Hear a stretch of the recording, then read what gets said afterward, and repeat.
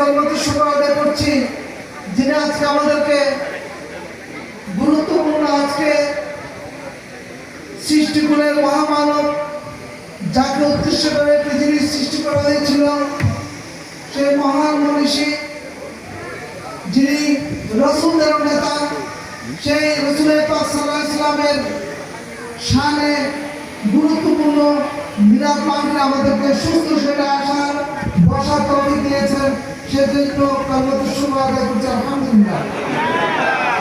রাসূল পাক সাল্লাল্লাহু আলাইহি ওয়াসাল্লামের উপর লাখো কোটি দরুদ পেশ করছি যিনি পৃথিবীতে এসেছিলেন সমস্ত অন্ধকারকে ডুবিয়ে দ্বীনের মাধ্যম দিয়ে পৃথিবীকে আলোকিত করার জন্য, সমস্ত মতবাদকে পদদলিত করে আল্লাহ আইনকে প্রতিষ্ঠিত করার জন্য, সমস্ত অন্ধকারাচ্ছন্ন দূরীভূত করে এই পৃথিবীকে আলোকিত করার জন্য। সুতরাং আমরা বলছি সাল্লাল্লাহু আলাইহি ওয়াসাল্লাম। আমরা ওই মাগফিরাত কামনা করছি আমাদের অত্র এলাকার যে সমস্ত মুরব্বীগণ কবরের মধ্যে শায়িত অবস্থায় আছেন তাদের রুহের আত্মার মাগফিরাত কামনা করছি।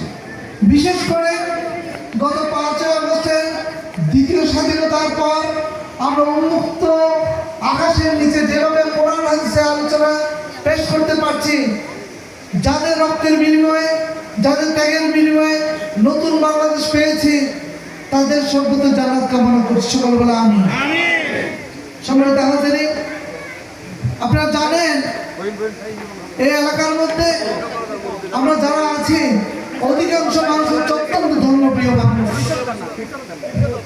এই এলাকার মধ্যে আপনারা আমরা যারা আছি এদিকের মধ্যে সকলে আমরা চাই এই এলাকাটার মধ্যে আল্লাহ এবং আল্লাহ রাসূলের আদর্শ আলোকিত হোক, চাই কিনা ভাই?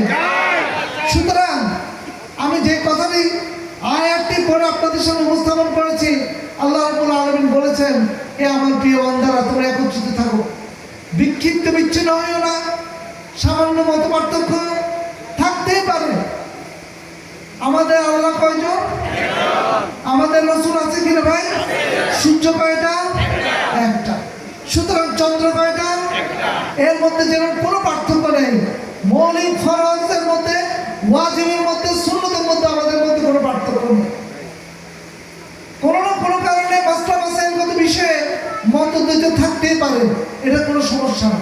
বরঞ্চ আমরা যেহেতু সৃষ্টির সেরা কুলের সর্বশ্রেষ্ঠ আল্লাহ রাব্বুল আলামিনের সৃষ্টি, সেহেতু আমরা মিলেমিশে থাকাটা হচ্ছে আল্লাহর পক্ষ থেকে আমাদের উপর দায়িত্ব। সুতরাং আমি প্রথমত এই এলাকাবাসীকে অনুরোধ করব, আমরা যে কোনোভাবে হোক, মত পার্থক্য থাকতে পারে, মতদ্বৈত থাকতে পারে, কিন্তু মতভেদের কারণে হানাহানি মারামারি করা যাবে না। আমরা সবাই মিলেমিশে থাকতে হবে। আমরা সবাই একে অপরের সাথে মসজিদে নামাজ পড়তে হবে। আমরা একে অপরকে দেখলে শ্রদ্ধার সাথে সালাম করতে হবে, কুশল বিনিময় করতে হবে। একই বাজারে গিয়ে বাজারও আমরা একসাথে করবো, ঠিক কিনা? সুতরাং আমি প্রথমত আহ্বান জানাবো, আমাদের মধ্যে কোনো অবস্থায় বৈষম্য স্টার্ট করার কোনো সুযোগ নেই। প্রিয় ভাইয়ের আমার,